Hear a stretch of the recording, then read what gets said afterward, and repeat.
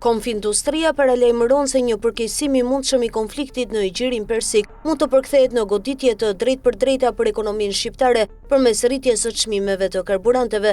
Organizata i kërkon qeverisë të ndërhyjë menjëherë me një rishikim të plotë të politikës fiskale dhe rregullatore në këtë treg, duke konsideruar situatën si me rrezik të lartë makroekonomik. Sipas vlerësimeve të paraqitura, një rritje me 30% e çmimeve të karburanteve do të prodhonte të paktën 6% inflacion shtesë në ekonomi. Në të njëjtën kohë, prodhimi i brendshëm bruto pritet të kurret në intervalin 2.8 deri në 3%. Ky kombinimi i inflacionit të lartë dhe rënies ekonomike krijon kushte për një kalim të mundshëm në recesion gjatë vitit 2026 dhe në vijim. Në analizën e saj, Konfindustria thekson se ndikimi i karburanteve nuk kufizohet vetëm në këtë treg, por transmetohet në të gjithë ekonominë përmes rritjes së kostove të transportit, prodhimit dhe shpërndarjes, si pasojë presioni inflacionist për hapjet në çmime të tjera të konsumit, duke ulur fuqinë blerëse dhe duke ngadalësuar aktivitetin ekonomik. Në këtë kontekst, organizata kërkon uljen e barrës fiskale mbi karburantet dhe taksat vjetore të automjeteve, me qëllim afrimin e tyre me mesataren e vendeve të rajonit.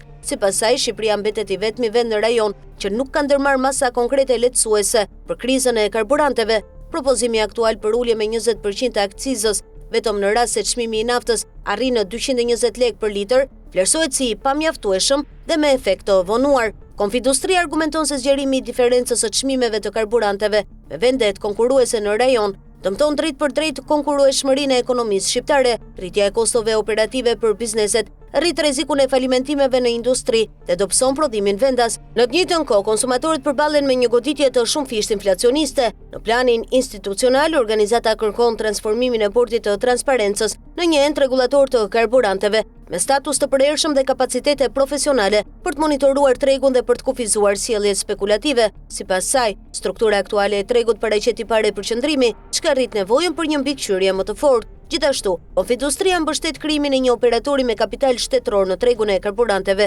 si në segmentin e shumicës, ashtu edhe të pakicës. Organizata argumenton se ndërhyrja justifikohet nga pesha strategjike e sektorit, i cili gjeneron një qarkullim vjetor prej rreth 2 miliard dollarësh dhe përfaqëson afërsisht 10% të prodhimit të brendshëm bruto. Konfindustria e konsideron politikën ndaj karburanteve si instrument kyç për stabilitetin makroekonomik, duke theksuar se ndërhyrjet e vonuara ose të pjesshme rrisin rrezikun e përshpejtimit të inflacionit dhe të ngadalësimit ekonomik në periudhën afatmesme.